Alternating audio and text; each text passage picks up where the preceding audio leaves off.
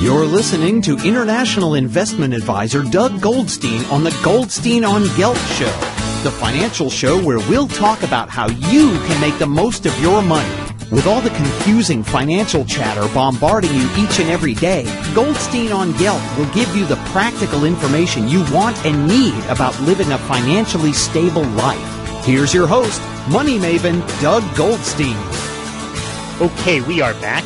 I'm very happy to have on the Goldstein on Gelt show Jonathan Trent, who's at the NASA Ames Research Center, and he's also an adjunct professor in biomolecular engineering at UC Santa Cruz. Now, Jonathan and I have become friends over very recently, actually, so I've asked him to come onto the show to give us his own opinion, not representing NASA or the U.S. government, about some very fascinating research that he's doing. Jonathan, pleasure to have you. Hey, hi, Doug. Good to be here. So what I'd like to discuss today is this sort of new technology that you're doing in biofuels, and I know you've developed a system called Omega. Could you tell us what this is all about? Hey, Omega is an acronym for Offshore Membrane Enclosures for Growing Algae. And basically, it's a plastic tube made of flexible plastic like polyethylene, the plastic that we have very commonly. And it's meant to grow a kind of algae called they're microscopic algal strains that produce oil. In fact, microalgae, these tiny single-celled organisms, are the best producers of oil on the planet. In fact, most of the oil that we get from the deep earth right now or under the ocean comes from these microscopic algae that lived millions and millions of years ago, but there's still species of them alive that produce lots of oil. Sorry, let me clarify the background. So the oil that we dig up out of the ground now was originally created by these microalgae. Correct. About 90% of it, between 80 and 90% of it, came from microscopic algae that lived in shallow seas in the pre-Cenozoic kind of period. And they settle to the bottom, and they get settled to the bottom, and they get buried under the sediments, and they get crushed and heated and so on. And they end up, their oil oozes out and forms these pockets that we now harvest. Now, these algae still live now in the oceans and in fresh water as well. And they grow using solar energy, right? So they use sunlight, and water, and CO2 to grow. And they produce oil. And some species produce like 50% oil by weight. So here are organisms that are producing basically vegetable oil. And we can grow them in these plastic enclosures. And the issue is, where should we put the enclosures? Because we're going to have to grow a lot of them to be able to do biofuels out of them. And one possibility is to put them on land. The problem with putting them on land is that you have to cool them somehow, especially in a place like Israel, which is pretty warm. And one way you can cool them is put them in the water. And so you don't have a lot of extra water in Israel, but you have the Mediterranean and you have a little bit of access to the Red Sea. Mm-hmm. And the good news is that these microalgae grow on wastewater.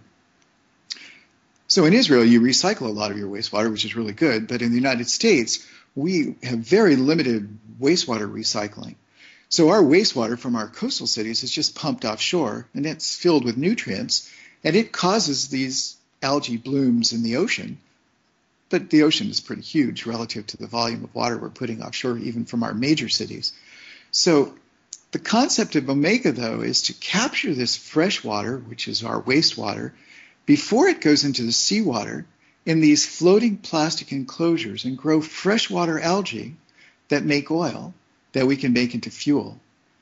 And the algae clean the wastewater at the same time that they're producing what's called algae biomass.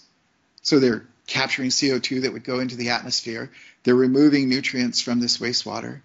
And they're growing and making oil. And we can harvest them. Okay, let me say it back to you let me just repeat this back, make sure I understood it, because the science sounds interesting. We set up these giant plastic bags offshore, so they're in the ocean. No one has to really look at them. I assume they can go far enough away that they don't annoy people who live on the coast? Yeah, they float just below the surface. Okay, so but there would probably be some kind of infrastructure built to support them as well. We can talk more about how we might envision doing this. But yeah, the way we think of it is to have a kind of a floating dock system that would be offshore, and that these plastic enclosures would be just below the surface, and having water from our offshore wastewater outfalls directed through these tubes and circulating through them, and the algae are growing inside them. Okay, so when you finish using water, you're washing your dishes, the water goes out, it ends up in one of these giant tubes, and the algae that are there are encouraged then to create 50% of their mass into some sort of vegetable oil. So for every pound of algae you have, you get half a pound of oil, which could then be somehow siphoned out of the system and used for, obviously not just cooking, but for lighting up our cities? Absolutely, yeah. You can make the vegetable oil directly into diesel very easily by a transesterification. In fact, when Rudolf Diesel designed the diesel motor, he designed it to run on vegetable oil. And so it's not a big deal to make vegetable oil into a diesel fuel. Okay. So, got it. Okay, so I get the very, very basic of how the design is. We're talking with Jonathan Trent, who is at NASA. He's also an adjunct professor at UC Santa Cruz. He's also a lifelong fellow of the California Academy of Sciences. And originally I found out about him by watching a TED Talk. And I saw that the work that he was doing was on this project called Omega, which is designed to be kind of an alternative energy. Now, for those of us in Israel, Jonathan, alternative energy is very, very important, even though we've recently had some great oil and natural gas finds. What are the possibilities? Is this just sort of science fiction at this stage, or is there some real application where we might see some change in the near term? Well, so Doug, this was a project that originated because of the trajectory we're on as a globe. The project actually started with a proposal that was supported by the two founders of Google, Larry and Sergey, and the project was called Sustainable Energy for Spaceship Earth. And it was really a response to the discussions in 2008 that were going on in the United States about, we need an Apollo mission for energy, a way to really transition, make a revolution in our use of energy. And the reason being that we're discovering lots of sources of fossil oil, but the more fossil oil and natural gas that we burn from these ancient sources, the more carbon dioxide is accumulating in our atmosphere, and the consequences are going to be that we melt the poles.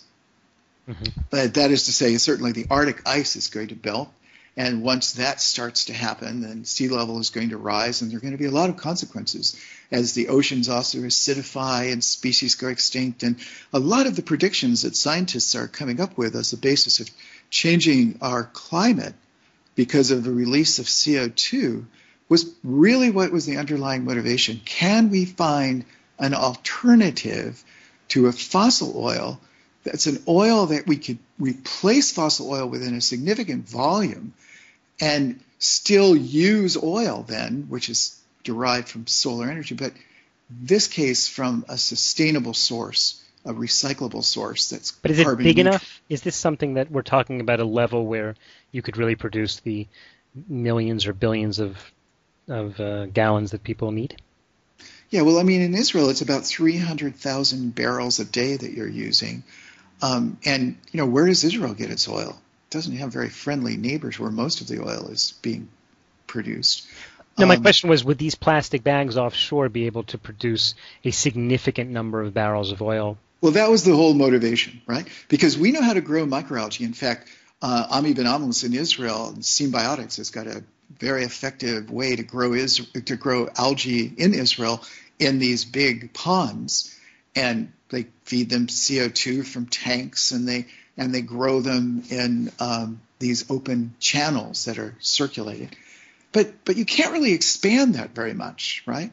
And if you grow them in an open pond, then you have problems with water evaporating, and water's at a premium in Israel. So the idea was put them into an enclosed container so there's not a problem with evaporation. But if you put them in an enclosed container and you have a closed container on land, then you have a problem with heat, because a closed container is like a solar thermal collector. So then you have to cool it. Cooling takes a lot of energy. So let's put them offshore. And now if you think of them being offshore, all of a sudden, well, what are the limits to how far you could expand that? And there's clearly huge amounts of potential area if you could engineer them to cope with the conditions that exist offshore. There are a lot of advantages to being offshore, right? Because we already dump wastewater offshore. It controls the temperature. And the algae, which are freshwater algae living in wastewater in this case, if they escape into the saltwater, they die, so they don't become invasive species. And if sea level rises, then we also have a new relationship to the ocean and our coastlines, and this is starting to think about how we would use sea level rise to our advantage. Well, Anyways, it's only to our advantage simply because these balloons would float up with it. Well, what I mean is that if coastal areas are starting to be flooded, we would already know what we might do with a flooded area. We might actually direct flooding into some areas where we now take advantage of the fact that we have seawater intruding into our coastal lowlands. But to answer your question directly, is there sufficient area to grow enough algae to produce fuels at the scale that we're currently using them? The answer is a kind of cautionary yes. There's certainly plenty of area. There's not enough wastewater produced right now to make the levels of fuel that we're making, although there are lots of ways that we might cleverly be able to direct additional nutrients that wouldn't require wastewater for nutrients. So currently we get nutrients, for example, so it's nitrogen. It's not fully ready for prime time based on the... In other words, we can't assume that if an Apollo mission, as you described it, of setting up algae-based energy took off, that in 10 years we would be able to be mostly dependent on this new form as opposed to traditional fossil fuels? Well, let me tell you what. So the Omega project was conceived in 2008, and my goal in putting this project together was to take some of the notions from NASA's life support systems, where everything is very parsimoniously used and recycled and carefully considered, and do a demonstration project. And do it as an open source. Do it so that everybody can see, look, this is how we might solve the problem of cleaning our wastewater, and by the way, making a fuel that will be expandable without using up land or competing for water or fertilizer. And here's a demonstration of its feasibility in terms of how it might look. And it was meant to be open source. It was not meant to be that, I'm going to spin off a business.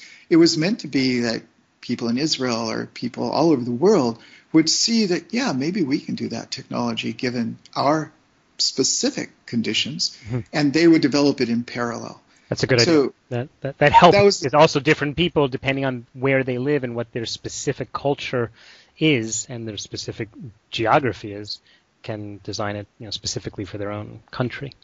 Absolutely. It was a kind of idea that we would do it by crowdsourcing. And it was the idea that rather than do a traditional business model, which says, you go into stealth mode for a while and you develop a technology and then you roll it out and everybody is impressed.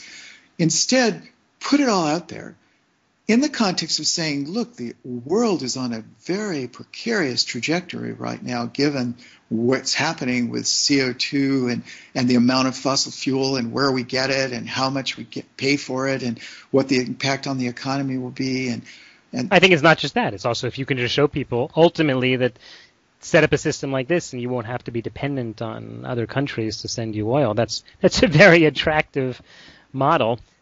And for better or for worse, people often seem to act based on what's good for their wallet than more so than perhaps on what's good for the world. Well, until it becomes so problematic that the world starts impinging back on us, right? I mean, The world's population right now is 7 billion people, and it's set to get to 9 billion people by the year 2050, a 40% increase. And if you do the numbers and calculate how much land is cultivatable on Earth, you really start thinking, wow, we have to start thinking about alternatives that are sustainable.